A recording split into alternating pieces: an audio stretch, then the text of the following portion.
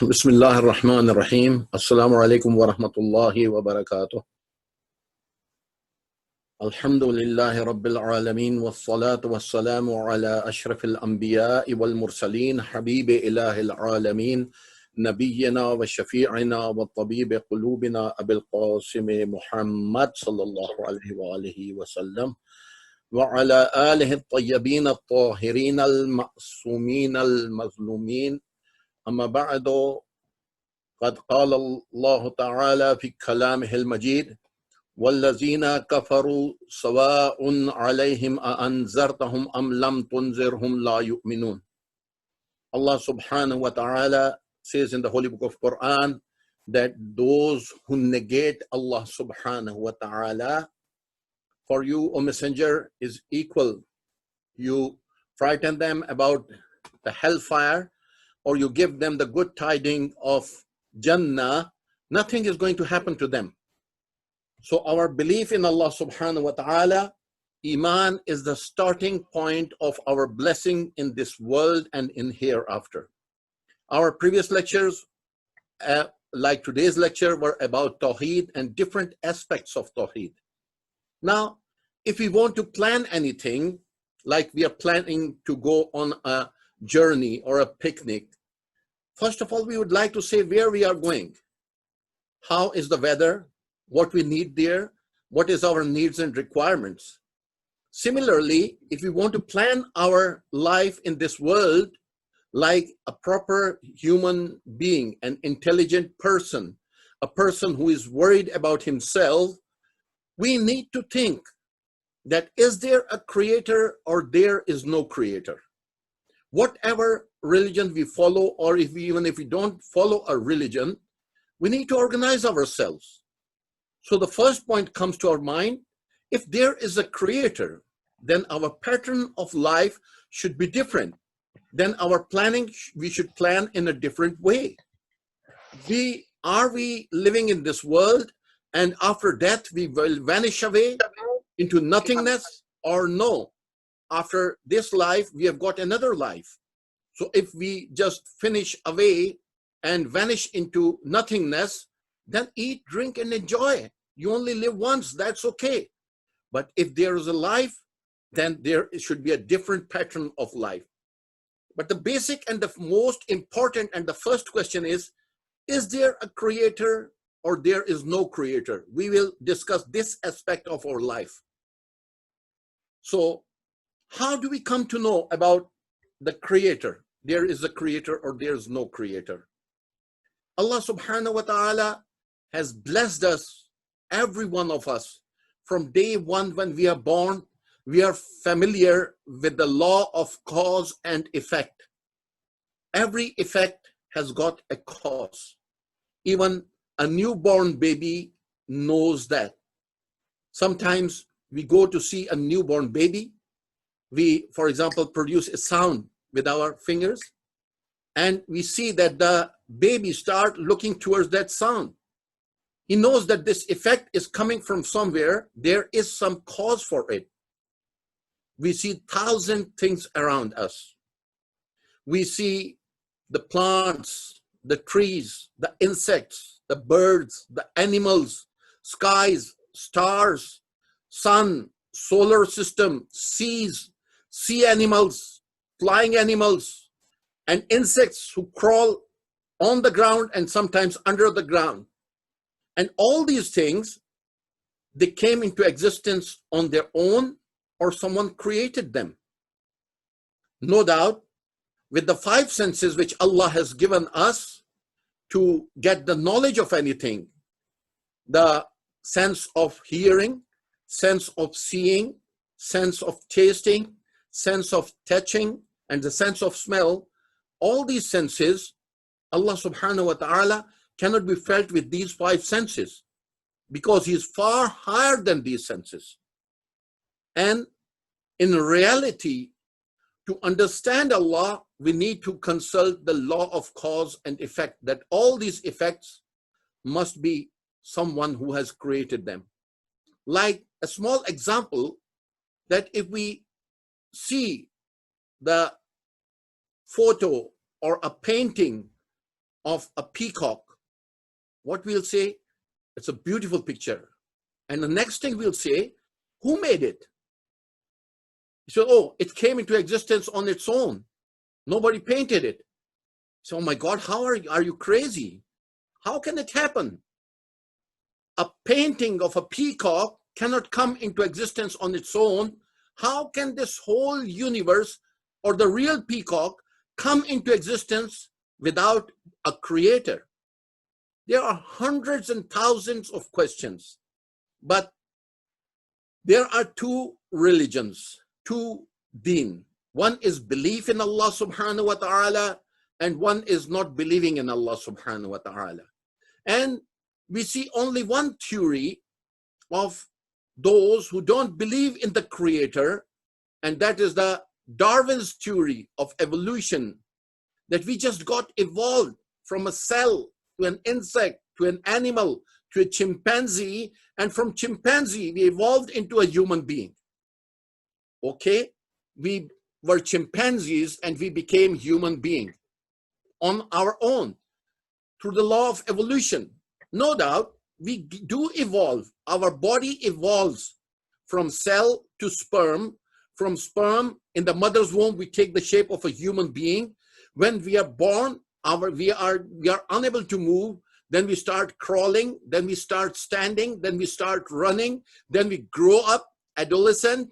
Then get married, produce children, get old, and go away from this world. These are all the stages, but physically. That doesn't mean that one type of creation can evolve into another type of creation. And this is such a funny thing to understand, that we became human beings and from chimpanzees. Okay, let's suppose today we will a bit analyze this Darwin theory of evolution, that if we became human being from chimpanzees, God forbid, then we should be most compatible with the chimpanzees. If the human baby, if given chimpanzee's milk, it should be okay. Like we are human beings of different color because of the weather conditions, because of other conditions, our color, we are white, we are African black, we are Asian, we are Chinese, different type of human being. But if you take a baby of an African mom and an English mom, a white mom, for example, feeds that baby, nothing is going to happen, because the milk of that woman, which is white, is compatible to the black child, black baby. Similarly, our blood is compatible to each other. We don't find that the chimpanzee's blood is compatible to the human being, or a chimpanzee's milk can be given to the human baby. Similarly, chimpanzees and the weather conditions, they change us physically. Our outlook gets changed, not from the inside. Our digestive system, our liver, heart, and other things, they don't change because of the weather conditions. It is not possible. So, but we see that the chimpanzee's heart or liver or other parts of the body, they are not compatible, or the blood even is not compatible with human being. So it is just a crazy thing to say that we got evolved and we changed from the chimpanzees into human being. No, it is not possible. Now, the creator, if we don't accept the creator, there are the thousands questions which don't have an answer. Okay, we came from this thing to another thing. End of the day, we will reach one thing, that from there was a big bang and everything got scattered and everything got organized. The organized structure of our universe, of our galaxy, of our planet, and of our solar system, it came into existence on its own.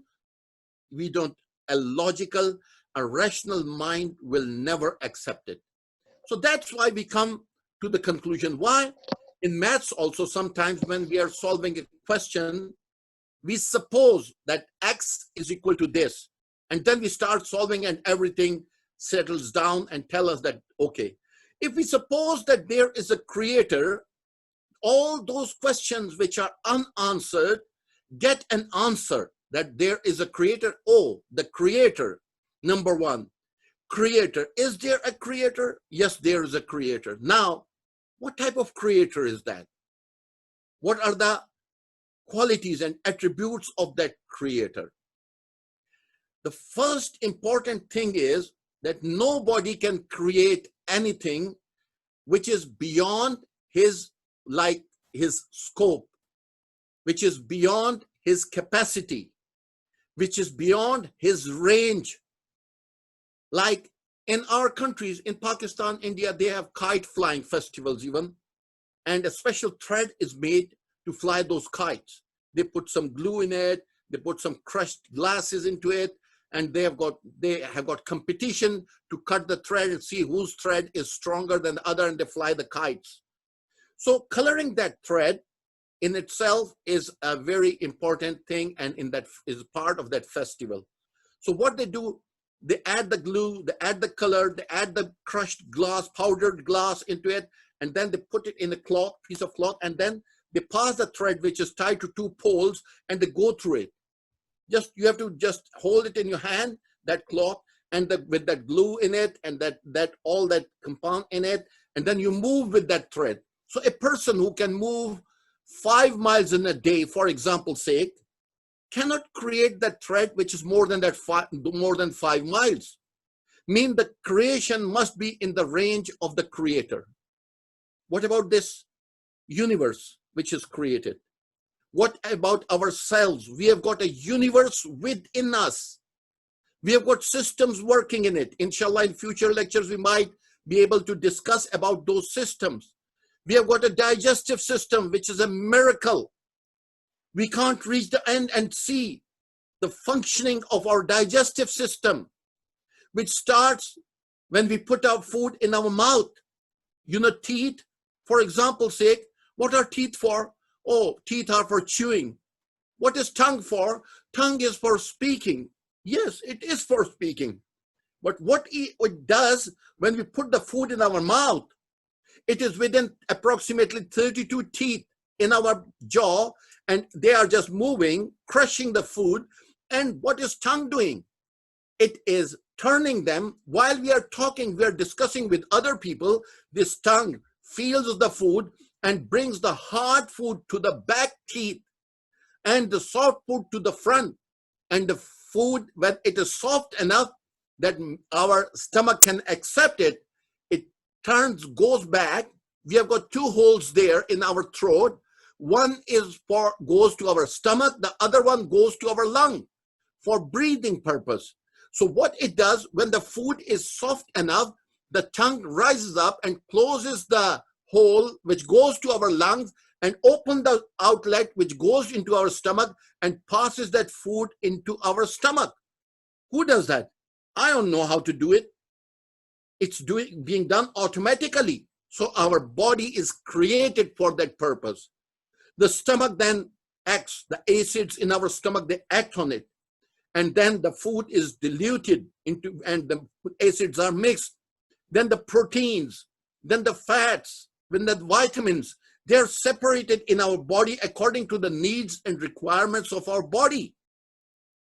And the body also tells the food or the stomach or the intestines what is the need and requirement. So it sometimes stores some extra fat for extra work in our body. And we see that fatty people or the fat people, that fat is accumulated in our body for the days when we are unable to have enough food and we need energy. So that fat is in our body to be burnt in those times. All this system, it came into existence on its own. Our blood. Why is blood red? Blood is not red. The original thing, liquid in our blood, is known as plasma, which is yellowish in color. It's red because of the red cells. They are living beings.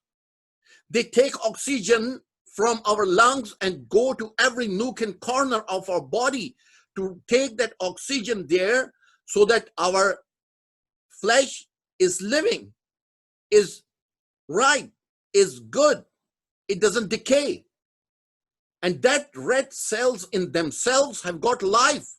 Those red cells have got their internal systems of getting food or taking the oxygen and then bringing back the carbon dioxide and passing that on back to the lungs. See those minute, that particles, that cells, even they have got life. They are living beings. Then we have got white cells who defend us from the germs and the negative things which attack our body. So they create a defensive system to attack the germs which are harmful for our body. All this system came into existence on their own. Hundreds of systems within us are working. Our muscles, our brain system, our eyesight, our eyes sees, our memory system. See the brain, just a piece of fat in our brain. It has got a memory in it. It's not a computer. It's not something metallic. It's not made of some hard substance. It's just a soft piece of fat which has got the capacity to memorize hundreds and thousands of things from the day we are born till the day we go away from this world. So who created all these systems? These systems came into existence on their own. We can't understand that if somebody says that.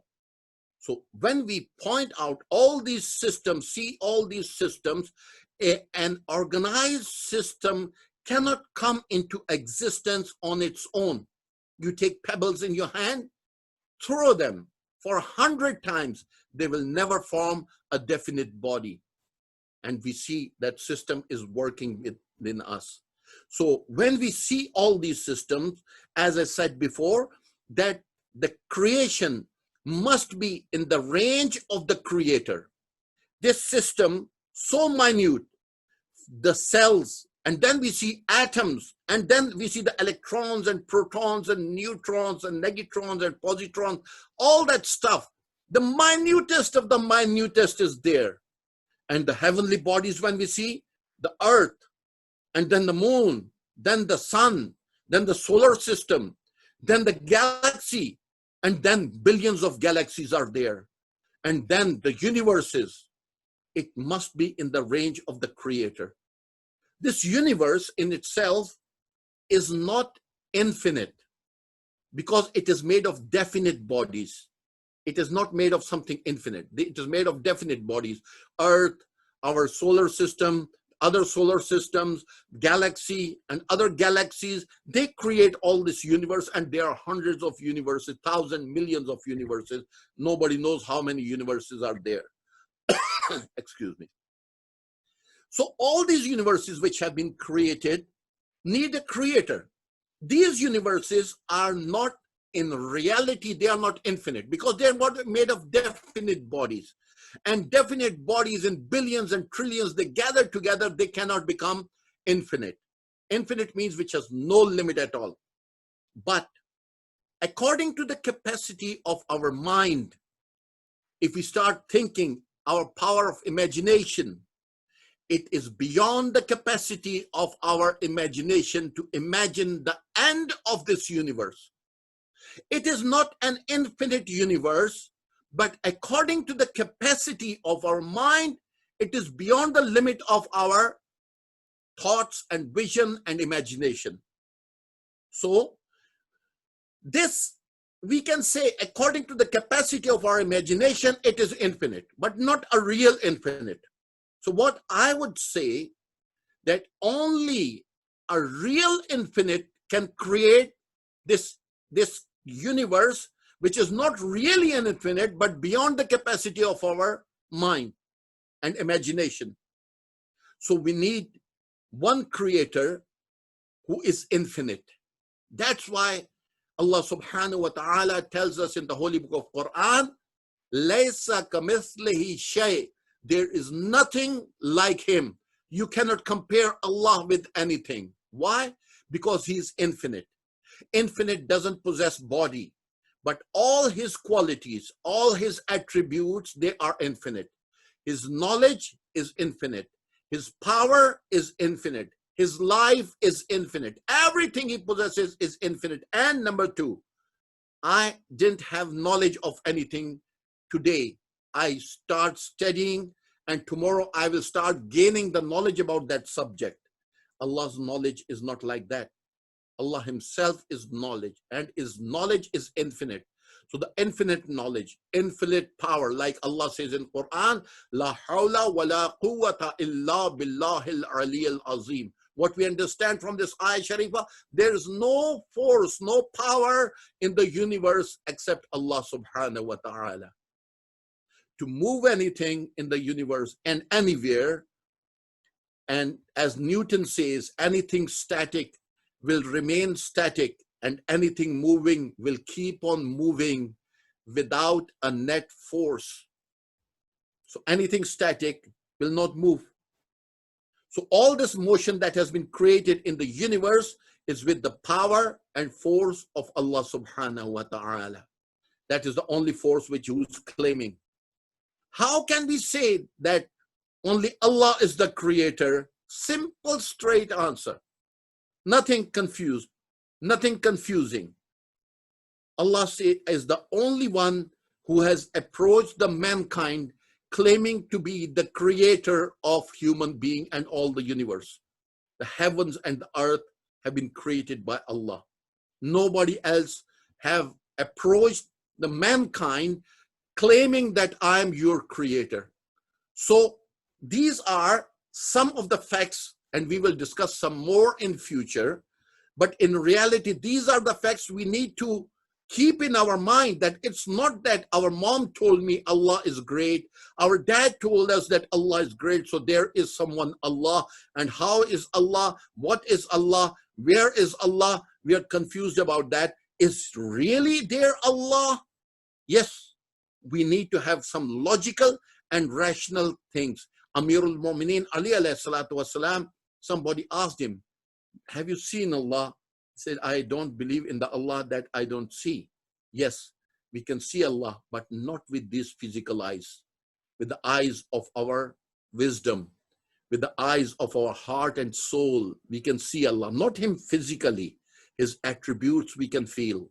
When we see the signs of Allah in plants, in trees, in leaves of the plants, in insects, smallest insect, in, for example, molecules, atoms, how they form, different compounds forming, with the earth, with the moon moving around the earth, and the centripetal and the centrifugal forces balancing each other, with the earth moving around the sun and the centripetal and centrifugal forces balancing each other, with 3 parts of the earth filled with water and 1 part is a dry land. And we see the inside of the earth, which is, we see the lava coming out of volcanoes inside, the hot temperature, so hot that it melts the stones. We haven't seen, you light a fire, you will never see that stone are molten or they melt. But we see in the furnaces, sometimes we see high temperature, thousands of degrees centigrade. They are able to melt the stone. But inside the earth, such a high temperature, and on the core, it's so soft that the green land, the plants grow, the trees grow, the seeds grow. All this growth, where does it come from? And as I said, the last point for today, that anything static will remain static and anything moving will keep on moving in absence of a net force. You take some seeds, put it in the cupboard for 1,000 years, for 100 years. Nothing is going to happen. They will remain as seeds. You take those seeds, bury them under the soil, provide them with water and the right weather and the weather conditions. What's going to happen? That seed starts growing. And 2 motions. One is the movement of the roots, which is going downward. Everything should move downward because of the gravitation of earth. Earth is pulling everything down. So the seed also, like the root goes down, the plant should not come up against the gravitational force. But the plant is growing up and that root is going down. Even if you lay down the seed on side, even if you lay down the seed upside down and the root come out from the top, even then it will move towards the ground, towards the earth, center of the earth, downward. And the leaves, even if they come down, they will turn up and start growing upward. What is the force? Where does that force come from? And the small sapling which come out of the seed, you see, there's heavy soil, which is far heavier than the seed itself. But this sapling, it pushes that soil away and the plant starts growing upside. The root is going down. The plant's food comes from the soil, but it doesn't remain in the soil. It moves towards the sky. This is how our life should be. We have got our worldly needs and requirements, our food. We need to make home. We need to produce children. We need to socialize. We need to earn. We need to spend. Everything is okay. But what Islam tells us and what Allah has told us, don't confine yourself to the worldly needs and requirements. This world and universe had been created for you. You have not been created for this world. You have been created to work on your soul. You boost your soul, enhance your level of imagination and understanding to the level, and purify your soul from the contamination of this world, so that your pure soul should become compatible to move closer to Allah subhanahu wa ta'ala. This is what is needed and required. What is need and requirement of our lives. This is an important factor for us, an important factor for our life. And we need to understand that as a plant goes, the roots goes down, that should be our worldly life. So today, what we discussed, that there's only one theory which tells us that we came into existence because of evolution. Cell, insects, animals, chimpanzees, and then human being. And there's one Allah who is telling us, claiming that I'm your creator. What is logical, what is rational, we discussed that our life tells us, are the systems within us. Today we discussed, for example, our digestive system. Today we discussed about the earth, the moon, the solar system, the universe, and all these things that have been created with the balance of centripetal and centrifugal forces. Just imagine, we go to the colleges and schools, we discuss these forces which are acting. Oh, it is come into existence on. The only difference is that Islam tells us there is a creator, and our worldly education negates the creator, and after that it says they came into existence on their own. And inshallah, we will be discussing more aspects to confirm to ourselves that no, really there is a creator. And once our understanding about the creator is clear, the journey is clear, then we will move with 100% surety that Allah is there. Once we come to that conclusion, our journey starts towards Allah. May Allah subhanahu wa ta'ala bless us all with his special blessings in gaining the knowledge and understanding. And that is the dua of our Prophet sallallahu alaihi wa alihi wa sallam. Rabbi zidni ilman wa yaqina. O Allah, increase my knowledge and my firm belief in you. So that belief with knowledge and with understanding increases, our closeness to Allah also increases. Wa akhir da'wana and alhamdulillahi rabbil alameen. Thank you very much. If there are any questions, inshallah, I will try to answer your questions. Thank you very much, Maulana Sahab. I hope our young people, they are understanding better. And today's lecture was very, very informative. And I invite all of them for any question. If anybody has any question, please come up with questions. We have few minutes again.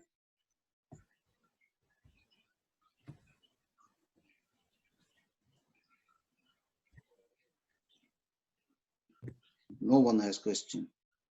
That's good. It means everyone is understanding. Anybody? Wa alaikum assalam. Somebody said salam. I think somebody has got something to say. Maulana Sahib is Khizran. MashaAllah. How are you, Khizran? I'm okay.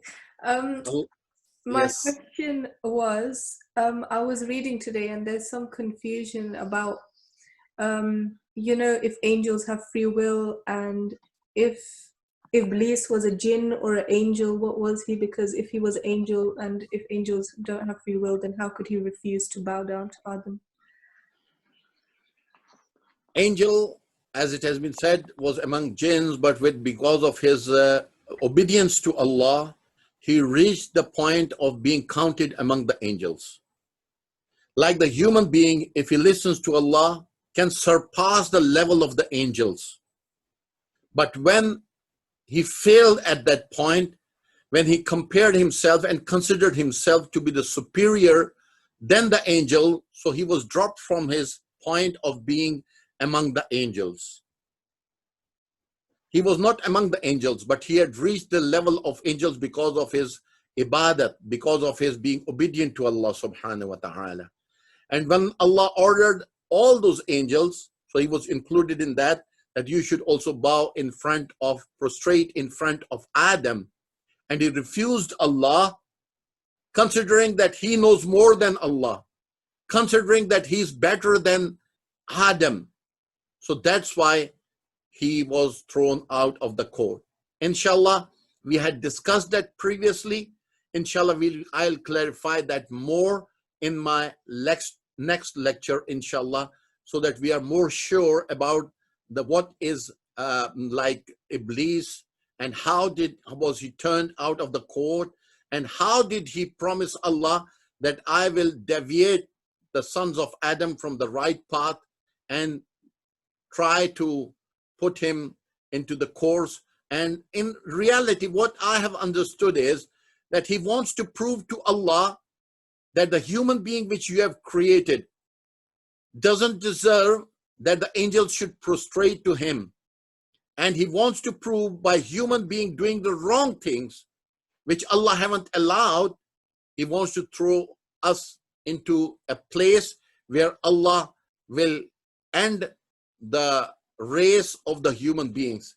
And then Shaitan will be able to say, Iblis will be able to say that, oh, Allah, I told you, they will do mischief on earth, they will create problems, they don't deserve that I should prostrate in front of them.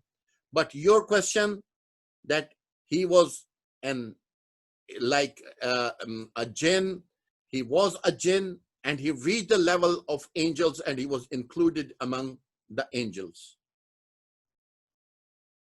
Thank you. Thank you, that answers it. Thank you very much for your good question. Okay. Any other question? I think that's all.